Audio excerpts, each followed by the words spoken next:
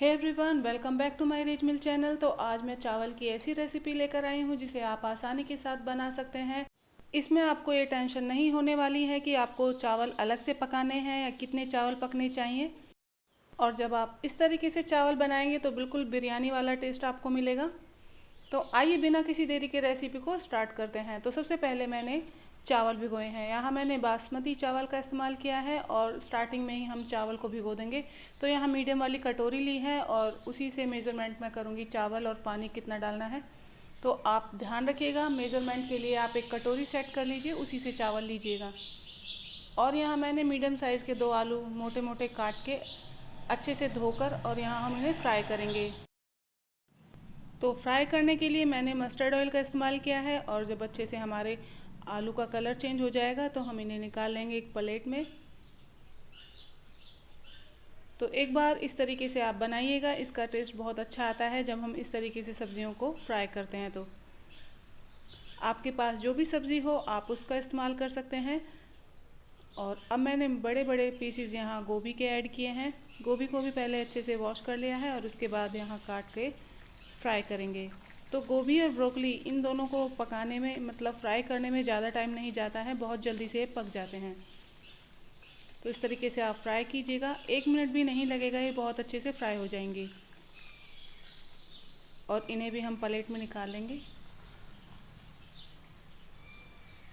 इनकी टाइमिंग अलग अलग होती है सभी चीज़ों की, तो उस तरीके से आप इन्हें फ्राई कीजिएगा। आलू मैंने अलग फ्राई किए हैं, गोभियाँ मैंने अलग फ्राई की हैं और ब्रोकली मैं अलग फ्राई करूँगी। तो इस तरीके से सभी सब्जियों को आप फ्राई कर लीजिएगा। आप मटर का इस्तेमाल कर रहे हैं तो उन्हें फ्राई करने की ज़रूरत नहीं है। तो यहाँ हमने ब्रोकली भी फ्राई कर ली हैं।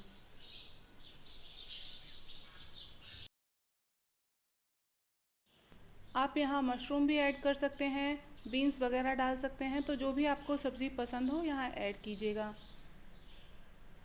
और हाँ, जब आप सब्जियों को काटें धोएं तो पहले अच्छे से किसी टॉवल वगैरह से आप पोंछ लीजिएगा या फिर थोड़ी देर के लिए आप इन्हें रख दीजिएगा ताकि ये अच्छे से इनका पानी निकल जाए और जब हम फ्राई करें तो अच्छे से फ्राई हो सके।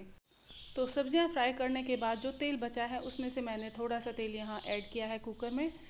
और अब हम यहाँ कुछ चीज़ें डालेंगे। सबसे पहले मैंने यहाँ जीरा ऐड किया है, क्योंकि ये पहले से पका हुआ है तेल तो अब इसे पकाने की ज़रूरत नहीं है। सीधा हम जीरा डालेंगे और एक तेज पत्ता डाल देंगे। थोड़ी सी हमें काली मिर्च डालनी है और छोटे से टुकड़े हमें दालचीनी के ऐड करने हैं। ज़्यादा बड़े टुकड़े आप नहीं डालिएगा, छोटे छोटे टुकड़े आप डाल सकते हैं। और अब एक कटा हुआ प्याज डाल देंगे। अब प्याज को अच्छे से भूनने के बाद हम यहाँ डालेंगे टमाटर। तो प्याज का हल्का सा कलर चेंज होने तक हम इसे भूनेंगे। और जब हमारी प्याज अच्छे से भुन जाएगी तो यहाँ हम टमाटर डाल देंगे। तो मैंने 2 मीडियम साइज़ के टमाटर यहाँ ऐड किए हैं और थोड़ी सी मैंने अदरक ऐड की है। आप चाहें तो यहाँ लहसुन भी डाल सकते हैं। अब स्वाद अनुसार हमने नमक डाला है तो आप 1.5 चम्मच तक नमक यहाँ ऐड कर सकते हैं। 1 चम्मच धनिया पाउडर, आधा चम्मच लाल मिर्च पाउडर और आधा चम्मच ही हमने हल्दी पाउडर यहाँ ऐड की है और आधा चम्मच अनारदाना ऐड किया है। अनारदाना आपके पास है तो आप डाल सकते हैं, वरना स्किप कर दीजिए, उसकी जगह आप अमचूर पाउडर ऐड कर दीजिएगा। अब गैस की फ्लेम बिल्कुल लो कर दीजिए और 1 से 1.5 चम्मच के करीब फेंटा हुआ दही यहाँ डाल दीजिएगा और अच्छे से मिक्स करें। और एक बार इस तरीके से कुकर का ढक्कन आप रख दीजिए ताकि इसमें अच्छे से भाप बने और बहुत अच्छे तरीके से हमारे टमाटर सॉफ्ट हो जाएं। तो हमें 1 से 1.5 मिनट के लिए इसे ढक के पकाना है और इस तरीके से चमचे की मदद से आप मैश कर दीजिए। और रेसिपी के बीच में एक छोटी सी रिक्वेस्ट, यदि आप मेरी वीडियो को यहाँ तक देख रहे हैं और अभी तक आपने सब्सक्राइब नहीं किया है तो प्लीज़ जल्दी से जाकर पहले सब्सक्राइब कीजिए। लाइक शेयर सब्सक्राइब करके बेल आइकन को प्रेस कर दीजिए ताकि मेरी वीडियो की नोटिफिकेशन आप सभी तक पहुँच जाए, ताकि ईजिली आप मेरी वीडियो को वॉच कर पाएँ।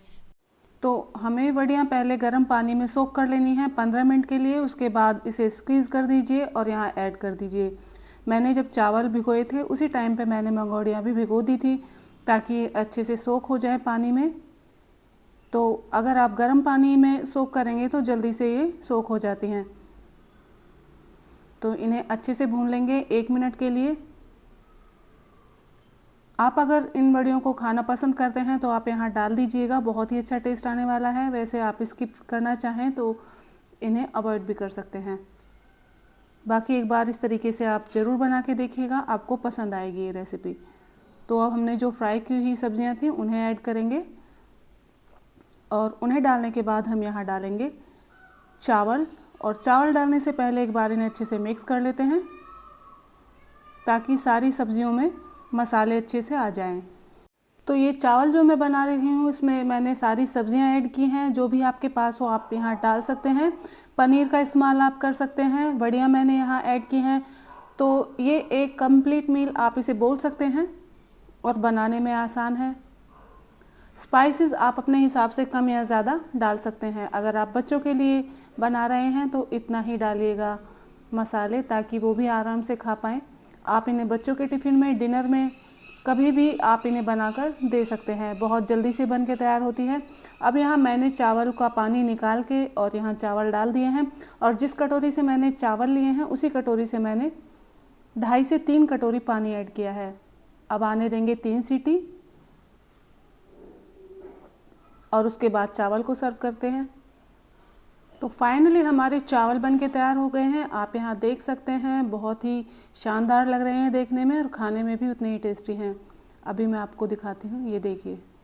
तो बिल्कुल एक्यूरेट हमने यहाँ पानी ऐड किया है, बिल्कुल भी इसमें पानी नज़र नहीं आ रहा है और खिले खिले हमारे चावल बन के तैयार हुए हैं। तो इस चावल की रेसिपी आपको कैसी लगी प्लीज़ कमेंट कीजिएगा। वीडियो अच्छी लगती है तो फिर से humble request, like share subscribe करना मत भूलिएगा। और यहाँ मैंने बारीक कटा हुआ धनिया ऊपर से डाला है। तो बहुत ही टेस्टी और अच्छे शानदार चावल बन के तैयार हुए हैं। तो आप भी इन्हें जल्दी से बना लीजिए और मुझे कमेंट कीजिएगा कि आपके चावल कैसे बने हैं। तो आप ये रेसिपी एंजॉय कीजिए, इसे बनाइए, खाइए और मैं मिलती हूँ नेक्स्ट वीडियो में। तब तक के लिए बाय बाय।